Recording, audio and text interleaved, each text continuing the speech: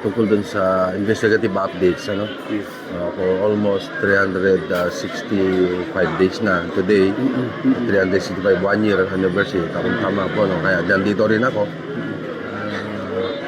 para umaten, ano? Kahapon, brief ko sila yung ginagawa ng ating SITG, no? Okay. Na patuloy kami nag-iimbestiga. Actually, ang ano niyan, ang ginagawa namin daily, ang ginagawa namin case conferences. Ano, daily. Then consolidate ko yung pinapadala ko sa ating Chief PNP. Marami na po kaming na-interview, almost 800 na. In counting, 760 plus. As of Wednesday. Tuesday, I should say. As of Tuesday. May mga significant informations, pero alam nyo, kailangan kasi ang sa DC 15, kailangan talaga ang certainty of conviction. Yan ang hinahanap ng korte ngayon.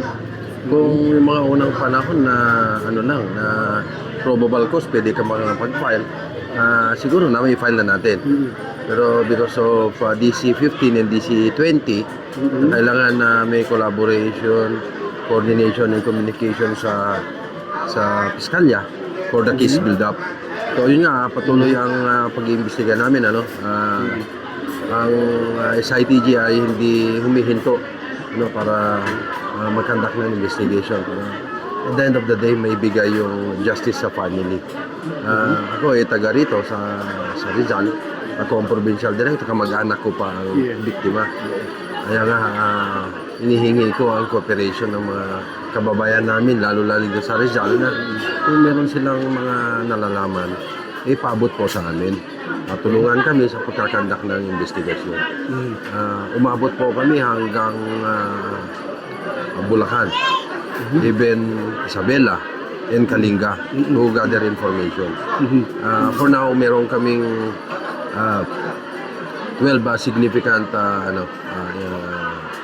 statements, and we are collating all other informations.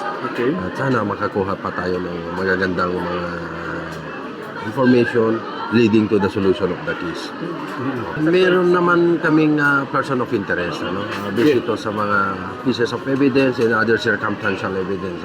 Meron tayong hindi ko lang may devals, kasi ongoing pa ang investigation. Opo. Pero may po tayo, sir, may target kung hanggang kailan dapat naman i-file na yung case? Di, naman, actually yan, dapat for the fastest time sana. Pero siyempre, mahirap talaga kumuha ng mga witnesses. Makakuha ng mga ibang ebidensya. Kaya nga, nabanggit ko kanina, puro circumstantial. Okay. So, I hope na, and praying, na sana masolve namin ito. We are doing our best sa ITG Roma na masolve namin ito. And hindi po kami nawawala ng pag-asa na ituloy ang investigasyon. Pero yung sa initial na siya, yung parang motibo doon sa pag-ano kay Mayor? Doon base sa resulta ng investigation namin, yung 14 significant statements, to pointing to land dispute and 12 pointing to political. So yun pa yung inimbestigahan natin. Okay.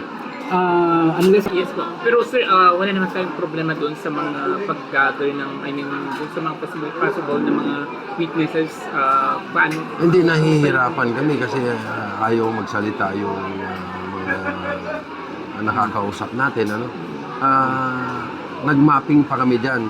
Saan dyan yung supporter ng both parties, gano'n. So lahat ginawa po namin.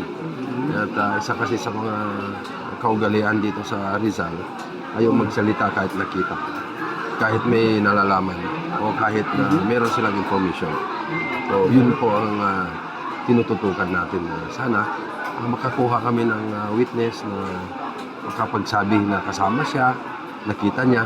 Kasi kung balikan mo yung pangyayari, nangyari yung 9:30 ng gabi. So, madilim ang paligid. Tapos kung titignan mo yung saan nakapwesto yung assailant, more or less 100 meters. Nandun sa hilly part ng Luru. So medyo very technical yung pangyayari. Okay, ano, Mga professional sir na gumawa, no? Most likely, ganun. Kasi siyempre, yung distance from the crime scene to the place of the assailant, malayo. At saka yung time of the incident, 9:30 gabi. So yun po yun. Okay. We are praying, we are praying, and I hope the family will understand us, the people will understand what the PNP is doing, na hindi kami humihinto na magkadar ng Okay, sir, as ibang- information and validate information. Okay, sa ibang bagay, sir,